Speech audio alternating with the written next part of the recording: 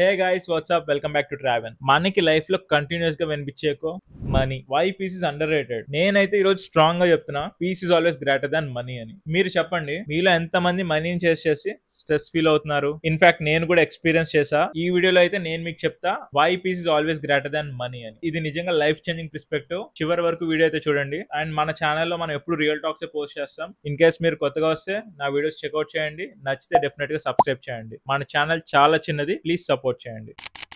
Let start with illusion of money. చాలా మందికి money equal to happiness అని అనిపిస్తుంది, కానీ రియల్ లైఫ్ లో high salary big life style ఉంటది, కానీ స్ట్రెస్ అండ్ టెన్షన్ ఆటోమేటిక్ గా వచ్చేస్తాయి. మెంటల్ పీస్ అయితే డెఫినెట్ గా పోతుంది, బట్ మనలో చాలా మంది ఫేస్ చేసే ప్రాబ్లం యంగ్ ఏజ్ లోనే మనీ ట్రాప్ లో పడిపోవడం. ఫస్ట్ సాలరీ వచ్చినా స్లీప్లెస్ నైట్స్ ఉంటాయి, యాంగ్జైటీ లెవెల్స్ మాత్రం చాలా హై ఉంటాయి. సో మీలో ఎంతమంది మనీ ఎర్న్ చేసే ప్రాసెస్ లో స్ట్రెస్ ఫీల్ అవుతున్నారు? కామెంట్స్ లో మెన్షన్ చేయండి. మనం ఈజీగా 50,000 ఖర్చు పెట్టి కొనే మన లైఫ్ స్టైల్ మనల్ని ఈఎంఐ కి టార్గెట్ చేస్తుంది. ఈఎంఐ అంటే బిల్స్ అండ్ ప్రెషరే కదా. మనం అనుకున్నది దొరికినా కూడా మనకి ఎందుకని ప్రశాంతత లేదు. సో నేను చెప్పేది ఏంటంటే, మనకి మనీ దొరికినా మైండ్ లో కామ్నెస్ లేకపోతే హ్యాపీనెస్ అక్కడ డెఫినెట్ గా ఉండదు. మీరు కూడా ఈ సినారియో ఫేస్ చేశారా? ఒకవేళ చేస్తే నాకు షేర్ చేయండి. What if in case you choose peace over money? దీనికి చాలా రీజన్స్ ఉన్నాయి. మనం కొనే వస్తువులు కావచ్చు, ఏదైనా కావచ్చు. అవసరం ఉంటే తీసుకోండి, అక్కర్లేకపోతే 10 నిమిషాలు ఆలోచించండి. రేపు మనకు అది డెఫినెట్ గా కావాలనిపించదు, జస్ట్ లీవ్ ఇట్. సోషల్ మీడియాలో వాళ్ళని చూస్తాం, వాళ్ళని చూసి ఇన్స్పైర్ అవుతాం, ఆ లైఫ్ స్టైల్ మనకు కావాలనుకుంటాం, మన దగ్గర ఎందుకు లేదని ఆలోచిస్తాం. ఇదంతా కూడా మీకు స్ట్రెస్ నే గురి చేస్తుంది. Where even if you have money,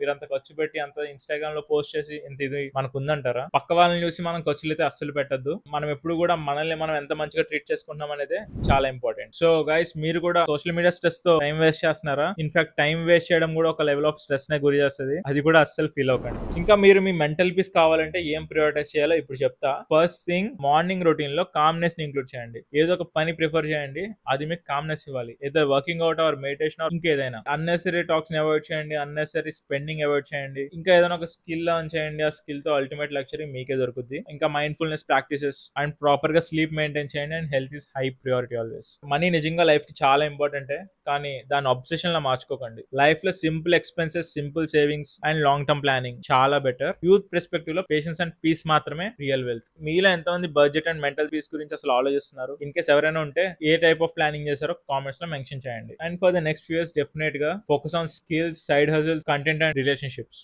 మీరు మనీకి ఆల్రెడీ ప్లాన్ చేశారు కాబట్టి అది దొరికినా మీకు మంచి లైఫ్ స్టైల్ ఉండాలంటే ఇవన్నీ ఉండాల్సిందే. Decision making is yours. Always risk ఫ్రీగా ఆలోచించండి. మన ఫ్రెండ్స్ అందరూ ఫ్లాషీగా ఉన్నారని, పక్కన వాళ్ళు చాలా హైఫై ఉన్నారని మనం అసలు ఆలోచించక్కర్లేదు. చిన్నగా ఉన్నా సరిపోద్ది, పీస్ఫుల్ గా ఉంటే అదే your wealth. So guys, I'm wrapping up. మన ఛానల్ చాలా చిన్నది, మీ సపోర్ట్ ఉంటే మనం త్వరగా గ్రో అవ్వచ్చు. అండ్ మీకు ఏ టైప్ ఆఫ్ కంటెంట్ కావాలో కామెంట్స్ లో మెన్షన్ చేయండి. మనం ఖచ్చితంగా దాని మీద వర్క్ చేద్దాం. That's all for today guys, and I'm signing off. By by now.